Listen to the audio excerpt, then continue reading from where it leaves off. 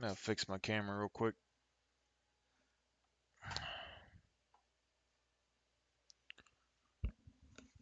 This is just gonna be a quick summary over some warrior stuff that I've picked up as I'm making builds, and probably not the meta builds that you're used to, but just like some tips, basically, and combinations that I've found. And then we're gonna show this new upgraded version, which we have a little bit less damage overall, but more survivability in total, and we have upgraded to the Berserker. Any case, the basics that I can tell you for like weapons and things like that for the warrior: sword, shield, longbow, sword, shield, hammer, sword, shield, axe, or a sword with any of those kind of combinations together work really well. Great sword, rifle work really well together. Hammer, axe works really well together. Hammer, mace works good together. Mace, sword, or mace, axe work pretty good together. Um, if you do something like sword, mace, aristocrat ruins or something like that can be used for might generation healing, or even mace, hammer, because you can go weaken blows and you can get might healing off of that. If you're going for a more of a Condi build or something like the swords, like sword shield, the burst skills are more blunt. You don't have as much evasion. You have very standard blocks. You don't have the evasion, um, and your skills kind of root you in place. So if you do a build like that, you either need more defensive armor to kind of let your conditions do more damage over time if you want more condition damage, or you go for damage immunity, which the defense tree does really well because you can get weakness AoE on targets, you get the regen, your lesser endure pain, and the last stand, or you get Condi cleanse or whatever. So the defense trait line is really good starting out just general and warriors. Um, and anytime I make a build, I would tend to focus on more overall defense and then slowly take away additional healing and things that you might not need as you get better and kind of adapt to the game as you go. Because, like this one, for instance, the way the build's set up, I can still drop all of my tactics trait lines and healing for extra damage if I want. And I can still get some healing off of my Shake It Off for the most part. So it's not that big of a deal. So if you want the extra damage, it's good to start off with kind of a defensive set and then slowly whittle it down to the least amount of defense that you need. But when it comes to condition type builds or hybrid type builds, since conditions take a little bit longer to apply damage over time, I like to go for damage immunity over mostly everything else because you got to have the ability to apply the conditions consistently and also be able to keep yourself alive and allow the conditions to do their job. The good part of the conditions is that you can use conditions in multiple areas at the same time, and that's where it really pays off when you do the condition warriors. So you're going to be able to proc conditions on 2 or 3 groups of enemies depending on how you set your build up, and then that's going to give you more total damage in a various different areas. Whereas like a power warrior is very direct, and you have to be physically present to deal the damage in all of those locations. So there's a little bit of nuance between the two. But when you do something like a Great Sword Rifle Warrior, which is probably the best setup I've found for a rifle, I would focus more on dodging compared to damage immunity because the Great Sword has um, more evasions. It has more yeah, movement than a lot of the other weapons, and then the rifle has evasions and things as well. And then both of those are power weapons, which can benefit a lot from might generation, and also they have might healing generally in their kit. They're better at might healing than, say, the condition weapons are in general. So you can generate a lot more by dodge rolling in those circumstances. And you can still implement that on condition weapons like the sword, shield, longbow, but you need to make fire auroras. You need to draw aggro. Um, you can do ruins that give you extra might. You can do that weaken blows, which will give you something like 5 might every 10 seconds extra. So I mean, it's not the best, but it's not the worst. But you can make might generation work on the condition builds. It's just not as good. As for weaken blows or whatever, so if you did sword for like might generation, you can get 10 might on the rip. So if you're going for might generation on the Condi build, you can still use the sword rip second ability on the 4 to get 10 stacks, which will help make up for the loss because the great sword doesn't have any form of might generation on its kit, which you do on the sword. But the Great Sword can apply vulnerability and give you infinite fury uptime. So your weapons, you need to look at what kind of boons that you're getting off of them and what kind of uptimes can you keep. So the Great Sword, for instance, I can keep fury up 100% even if I don't have Signet of Rage on my character. Whereas my sword shield on the build that I have right now in core, it's going to be about 70% baseline crit damage or crit chance. And then I only have access to about 35 seconds of Fury with Signet of Rage. And then if I have the arms trait, I can get like another 15 seconds, and that will kind of make it 100%. But I can slot this additional trait line in arms if I want and get Opportunist to get an additional 12 seconds, which would definitely make it 100%.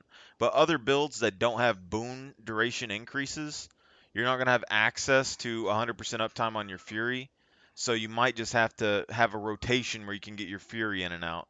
And although most builds are going to go for highest damage value, this is just builds in general. So if you want to try something fun, go ahead and try and do whatever you want and just kind of take some of these concepts with you if you want.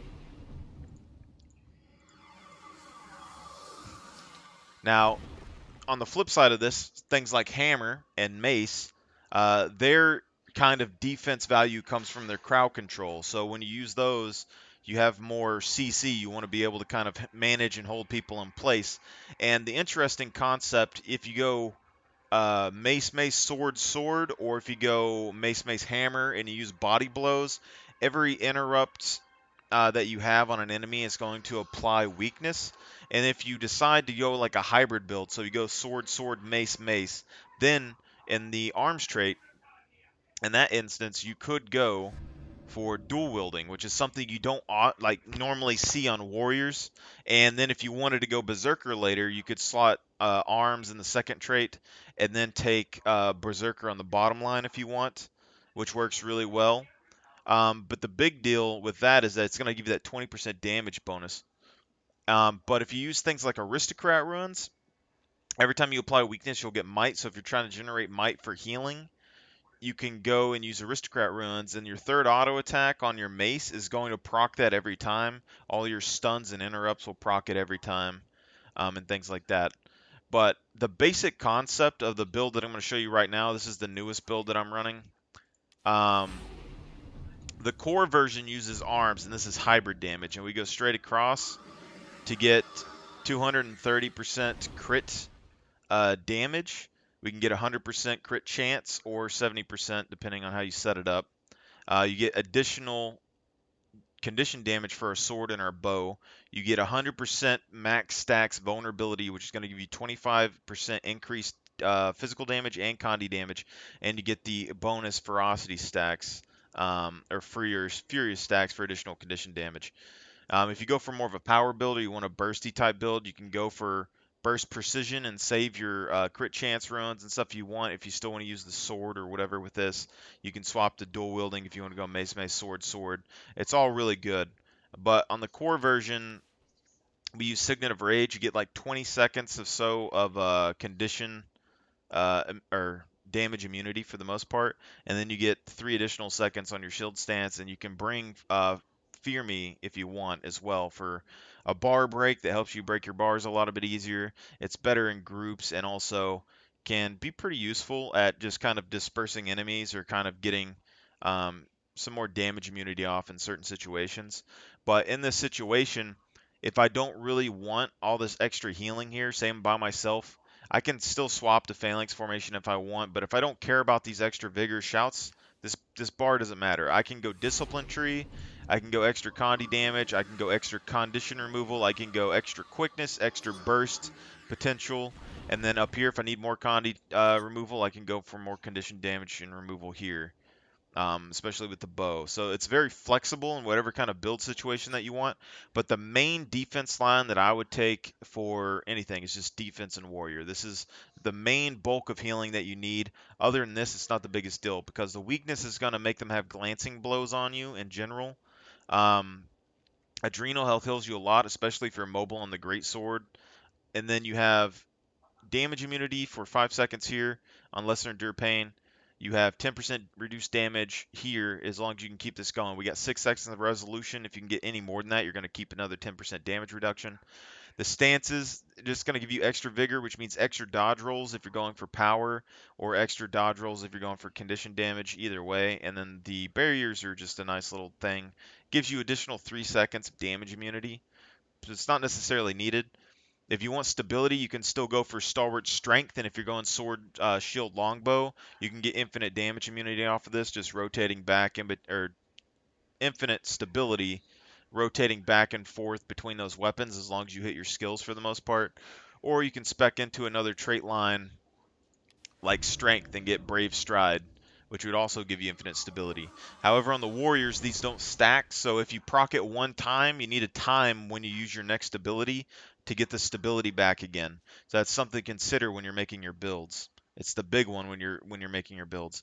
If you're going for max damage, things like Berserker's Power, Peak Performance, they give you massive damage boosts. You can even do Great Fortitude if you want, but generally most people take this Great Sword ability. If you want additional healing, Might Makes Right is good. And also, this is whenever you gain Might, you get additional Endurance. So, Dodge Roll, Reckless Impact, the Dodge Roll ability on this is already really strong. So, if you go for a power build with a Great Sword Rifle, for instance, you can go Signet of Stamina. Then you're going to get the Vigor off of this and the Signet of Stamina. You can go Energy.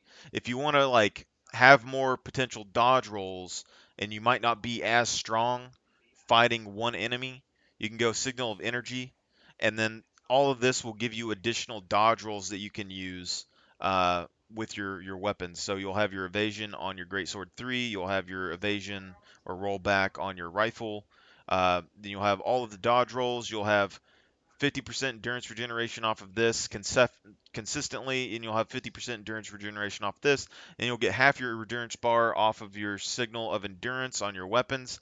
And then, if you're in a group of warriors and you don't necessarily want to take healing signet, which I use healing signet on those because you have a lot of evasions, so you're able to get a lot more health back just by evading than focusing on other things. But if you're in a group of warriors that are using a similar build setup, that's the one build that I would use To the Limit for, because it's going to allow you, say for your rifle, to start and open with your To the Limit and get a max adrenaline bar. But when you're in combat, any one of you that proc To the Limit is going to give you an additional half an endurance bar. So if you have 5 warriors together, you're going to have 5 half-bar endurance recharges here, which is going to be a lot, which will give you more might, more damage, more healing, whatever you want. So that's just something that's kind of interesting to take note of, and I think it's really solid. But some of these utility skills can be swapped out depending on your build, which is really, really interesting. Is why I like the warrior so much. You get so many weapon combinations, so many different things, but those are kind of the baseline things that I kind of look for in my builds when I start off, and then you kind of tweak things from there. Like my hammer axe is nothing but raw damage for the most part. I think it has access to adrenal health, and it takes merciless hammer, and then because the stuns are so heavy, that I don't really need the extra defense because I'm stunning everybody consecutively, and I don't care about dodge rolls as much, and I don't really care about anything else on that build. So it's raw damage. Now, this also means that if you want to go into a berserker thing, when you read the berserker kind of thing here, it tells you that it's primal and you get a high damage, high burst, reckless, but I find that Berserker's actually more of a defensive type. So something like the what is this? The Spellbreaker. People use that a lot. It gives you a decent amount of might. If you go Spellbreaker, you can actually keep up infinite protection, which is really nice. You can also do AoE slows, boon removal. All that stuff is really good. And then the Tether is decent for might generation and also gives you a lot of like crowd control on enemies in like PvP situations. But when I look at Berserker, you do have a lot of potential things that you could do here if you didn't want to spec for like condition damage or whatever in your ruins, and then you took armed straight off. Then you could come in here and take increased was it Smash Brawler? Critical hit chances increased while in Berserk mode by 15%. And then maybe you could go and spec in like Arms Trade on your second line, and you can get an additional 5% here, and you get the additional Fury, which is going to give you another 30% just baseline. So you're looking at 35%, 40, 50% crit right there. And then you could do like Unsuspecting Foe if you take your hammer, and then every time you CC somebody, you're going to get 100% crit right there, just using that over and over again. Or you can do the burst precision, 100% crit on your burst precision, and you save all of those stats that you would have used on your armor if you wanted to do this. There's also ruins that let you dodge roll and then crit immediately after completing a dodge roll. However, it will proc reckless roll or whatever that thing is called, reckless impact.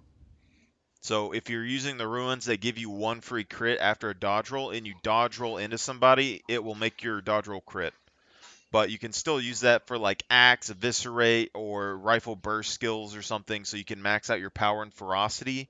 And then if you wanted to like put your toughness on there or whatever, whatever other stat that you want, then you can spec in for higher crit chance on your warrior as well.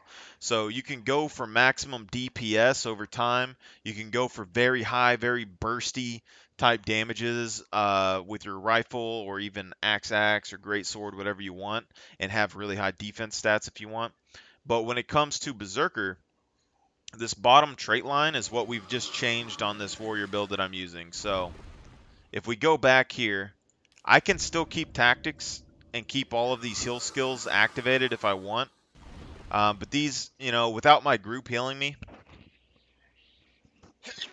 ooh, they're useful and they're nice to have, but they're not mandatory. I don't need all these extra heal skills if I don't want. You can also see that on my build, this one's Celestial. You can use Crusader runes, which give you more of a power version of this. You can go for the I think Trailblazer or something that gives you the condition version of this with the same expertise and stuff, but you lose healing power with those options. But if you don't care about the healing, it's not a big deal. But the Runes of the Tempest, baseline to all stats. I'm a hybrid damage build right here, so I get baseline to all my stats. I can get 230% crit damage. I can get up to 70% crit chance. I can get good power, good condition damage. I can get 100% condition duration on my build. And then even if I swap to Berserker, right now I don't have a high. I think I have like 60 or 80% bleed duration because my Honor of Humanity. I don't have any runes that increase my bleed duration or sigils.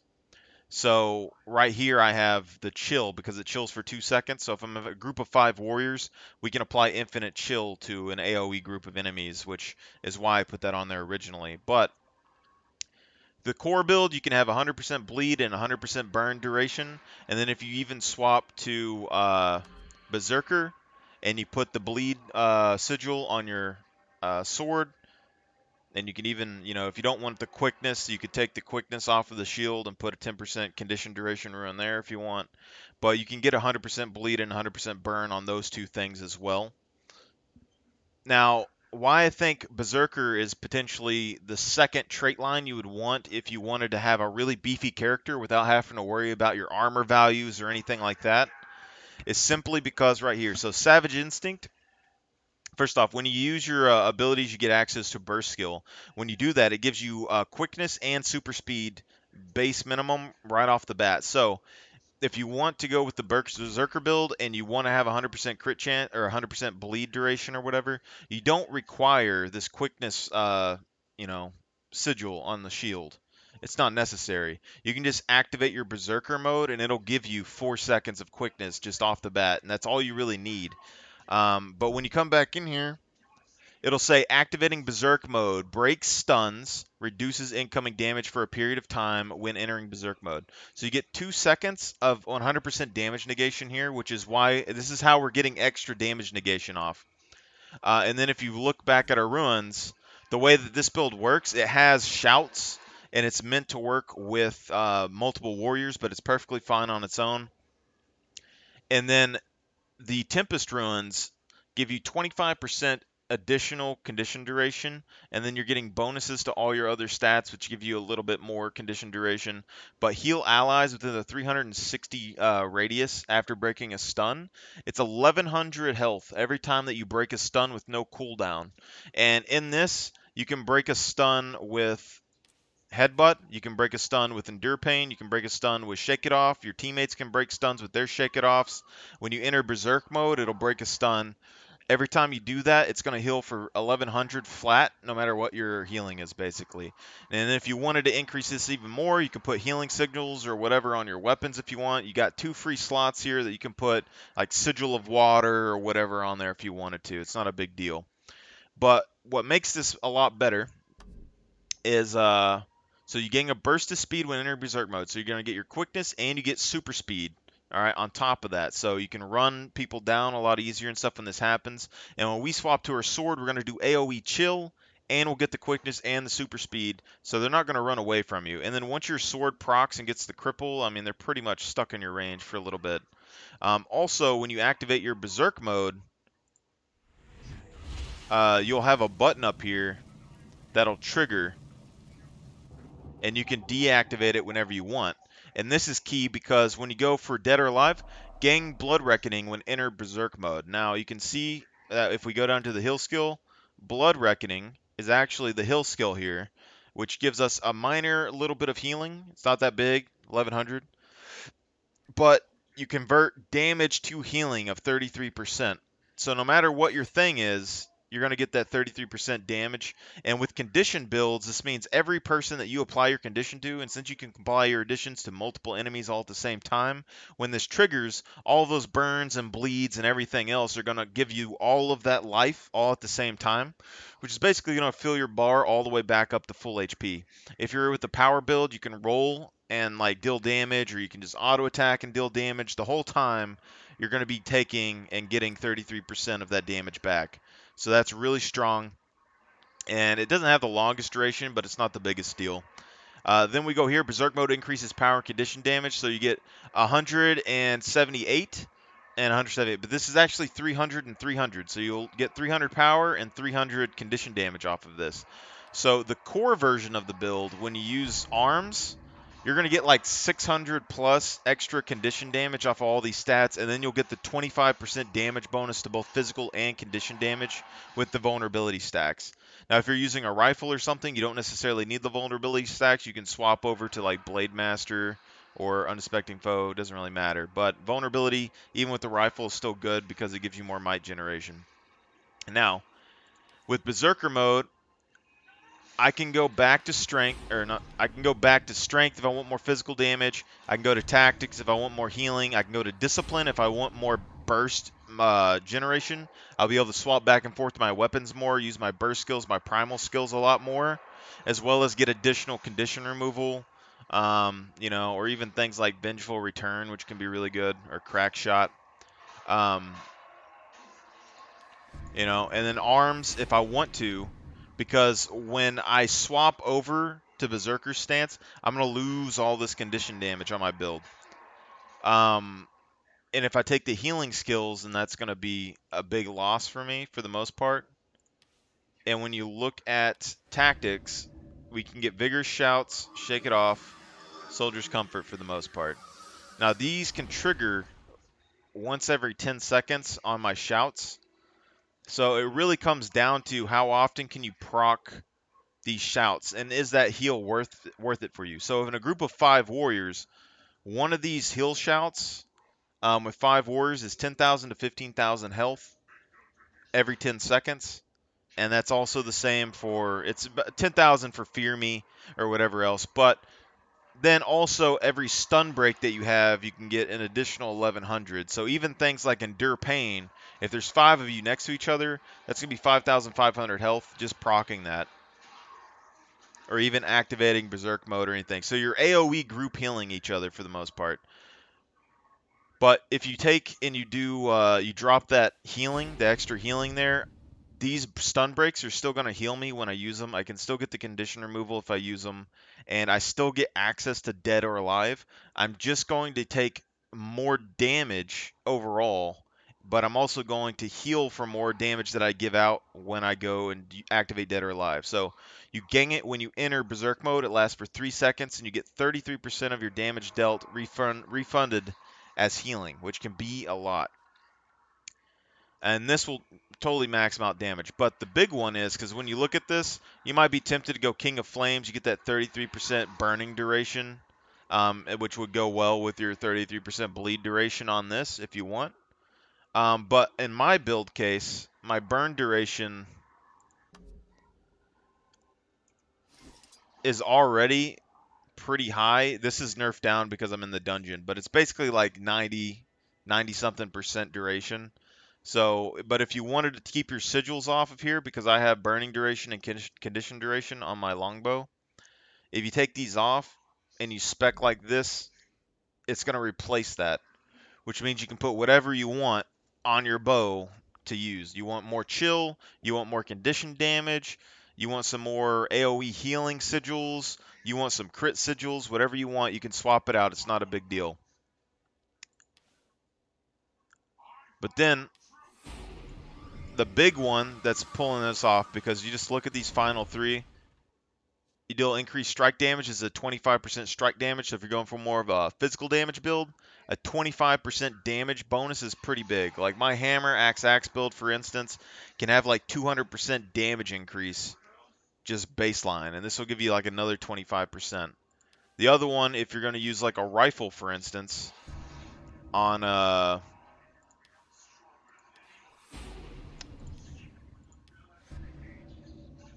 where'd it go?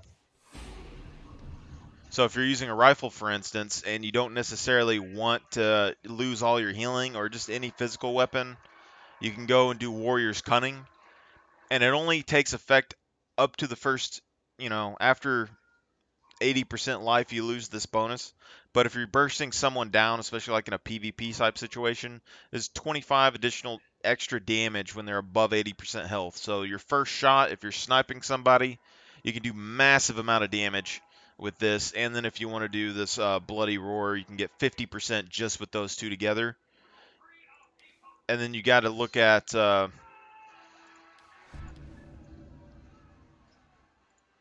strength, another 21%, another 15%. So you got 50%. You're already pushing, 80, 90% additional damage just right here with those stats together. So there's plenty of flexibility with all these builds. But defense-wise, and what we're doing with ours here, we're taking the last one, which is Eternal Champion. You gain stability, endurance when entering Berserk mode, so it gives us a little bit of extra stability, gives us a little bit extra endurance. So condition-wise, I'm not super interested in it all too much, but if I was on a power build, this would give me even more endurance regeneration to do more dodge rolls to generate more might and more healing and more damage all at the same time, so even more evasion. But when you trait that triggers when entering Berserk mode, also triggers when exiting Berserk mode. So you'll see that means that Dead or Alive, we can proc it twice for 6 seconds of healing. So we get 2 additional heal skills on top of everything else that we already have.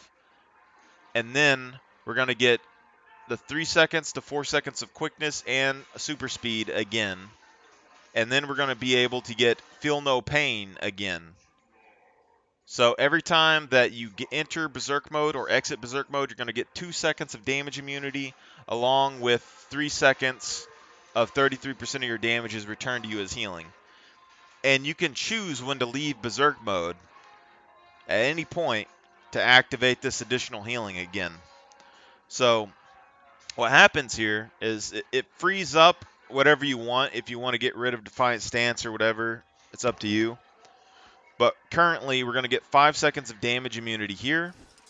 Then we have AoE Daze and Blind. So if you're in a group, you can AoE Daze and Blind a group of enemies to kind of peel each other off. You got Immobilization to jump and get away from enemies. Then you have Fear Me, which is going to be doing another 4 to 5 seconds, which could potentially make you take less damage. Then you have Endure Pain, which is going to give you 5 seconds of damage immunity. You're still susceptible to conditions, though. Conditions are the big one. But the big thing here is that compared to the core build, you get access to Headbutt, which is a stun break as well as stunning your enemy for 3 seconds. So it's going to help you break Defiance bars, pin people down in fights. It gives you a full Adrenaline bar, which is really nice. It can extend the duration of Berserk mode. But the big one is this is a 20-second cooldown, which is like the lowest cooldown ability I've seen on an elite skill, which means it's going to trigger Lesser Endure Pain. So with Signet of Rage, this was taking 48 seconds with the other build. It'll take 60 seconds without the arms trait. But with Headbutt, we're getting this additional, 28-second cooldown reduction. But sadly, this is a rage skill, and I don't think it's considered physical. Or you could use it for generating excess damage. But it's really interesting. So all in total, we're getting 2 extra stun breaks that are on a really low cooldown. We get access to a different type of ability. The sword burst skill is going to block projectiles, so we get an additional projectile block. Then we're going to get 4 more seconds of damage immunity with Savage Instinct. And then we're going to get 6 more seconds of healing on this. But the one thing I can say out of all of this together, this is probably the tankiest that you could get in general with any build that you were going to make, no matter the weapon type, with Berserk and then defense trait line. But when it comes to this Berserk mode, it can be kind of difficult to balance your skills and how to use them. It can get a little confusing. So, for instance, like you start losing a bunch of health and you use Headbutt. Say you use like Defiant Stance, but then you use Headbutt. Well, Headbutt's going to trigger Feel No Pain, and then you're going to waste 2 seconds off your Defiant Stance because you're not going to be healing from any damage that you took. In any case, we're going to fight this next group of enemies in here, and then I'm going to stop this stream to kind of post this, and then we'll be done with this. But this is just going to be like a short fight with these guys, and y'all guys can kind of see what's going on. So we'll have a simple fight here. I'm just going to go ahead and do this. Now you'll see that we'll trigger Endure Pain. And then if we activate this, we're going to trigger Feel No Pain, and we'll get all that additional damage. And then say that we activate this if we want to. We get that additional damage. That starts ending. We can do Eternal Champion, exit this. We'll get 2 more seconds and an additional heal skill again. Then say we use this second Endure Pain. Alright, we got some more damage immunity. Then say let's use Headbutt again. We'll get another Endure Pain. Alright. And say that we use this Fear Me, or we swap over and we do the Shield Stance. Alright, and then our first skill's back up. We can use this again. Alright, which is going to give us more damage immunity. Now Headbutt's back open again. We get Headbutt, and then we could go back into Berserk mode, get 2 more seconds, 2 more seconds. And this is without even doing any dodge rolls. So all of this, the 100% damage negation, I still think that you need some armor. Most builds before I did anything, like you can still go 100% Berserker. And that's what I do with my Greatsword Rifle because they have evasion. But when it comes to like condition builds, I prefer a little bit more armor. So I usually aim for at least 16 to 1800 armor. Or toughness, basically. But a lot of the condition stats will actually give you more defense on there. But when it comes to the power version, the dodge rolls, it's the dodge rolling is so much damage immunity that you don't even need any armor at all for the most part. It's really good.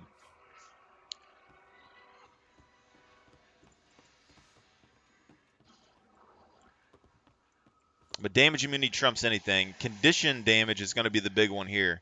But when you take Berserk mode, that frees up 4 seconds of damage immunity. So if you want to, you can drop Last Stand, take Cleansing Ire, or Stalwart Strength, and then you'll lose 3 total seconds off of your original skills, but you're still going to have the reduced recharge on your headbutt, and you're still going to have the additional 4 seconds off of your Berserk stance.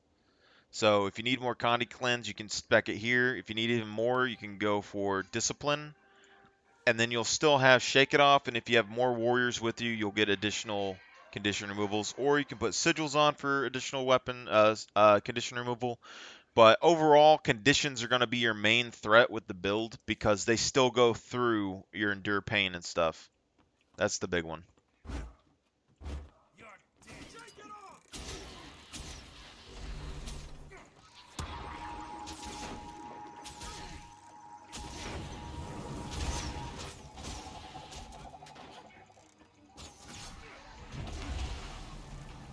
I actually wasted my Endure Pain right there.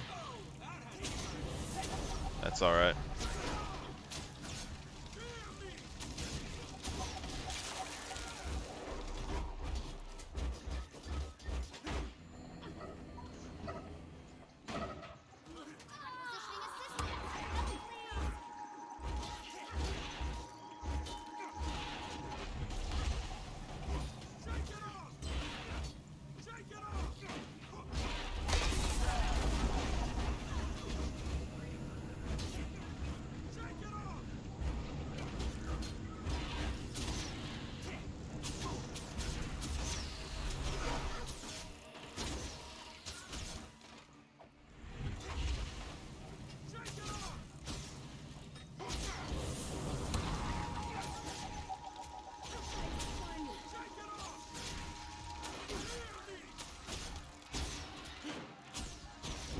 But the whole point of this is it's a very solid warrior build that as long as you focus on your skill rotations for your damage immunity, you're not going to have any huge problems when it comes to in-game content. And although this doesn't give you the maximum DPS on a warrior, I think this is the ground standard basics for a warrior that I would use in the game coming in here now. Because it means that no matter what boss you go against or what, event that you're doing, you got a really good chance of surviving and being able to see what happens, see the boss's skills, learn their rotations. It's a good build to use for like a practice tool, or getting your feet on the ground coming into Guild Wars 2.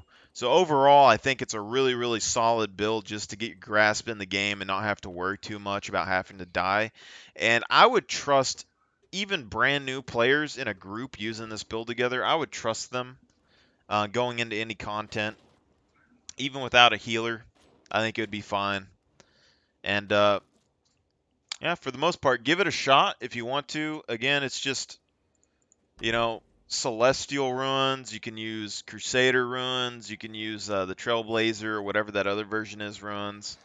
Any weapon types that you want for the most part. The basic skills are the same. Just remember that if you go power and you don't have increased condition duration or something, you can swap out Fear Me for Signet of Stamina, which will also give you more endurance regeneration as well as another condition removal. So that's the big one. But if you really want to, you can even do like a physical skill or a rage skill. I haven't even looked at these. Use a stun break. Extend the duration of berserk mode. Leap location, deal damage, and inflict conditions to foes in the area. Since the duration of the berserk mode gets extended. Summon a rock that blocks attacks, then shatter it and send out rock fragments that inflict bleeding to all foes in front of you. This could be good. I mean, 15-second cooldown. Blocks attacks for a half a second. That's not the best. Duration increase. Reflects missiles. Let me look at this real quick. Yeah, that's nothing, man. Lash out with critical attack and knocks down your foes. Gain fury and extend the duration of berserk mode. Knockdown, 3-second knockdown, 20-second cooldown. That's pretty good. That is pretty good. So if you want to use a hammer or something like that, but feel free to give this a chance if you really want. There's a lot of possibilities with it. You can swap all kinds of things out. You can use all kinds of weapons. I think it's pretty decent and a really interesting, fun start, as well as gives you something nice to use if you're in a group of enemies, um, or like a group of allies, and you want to like do some role play or like some tactical, like realistic battles. You go and you make a shield wall or whatever, and then you fight them, and you activate your fear me's and make them run away and break formation. There's a bunch of things that you can do. But all right, if you found it useful, make sure to just tell me what's up in the comments. Feel free to flame me as well. But I'm expecting that some people are going to say something about maximum DPS at some point, but you can still go maximum DPS if you want with this build, and you're going to still have all the damage negation, which means all you need to worry about is your conditions at that point. So, y'all guys have a good.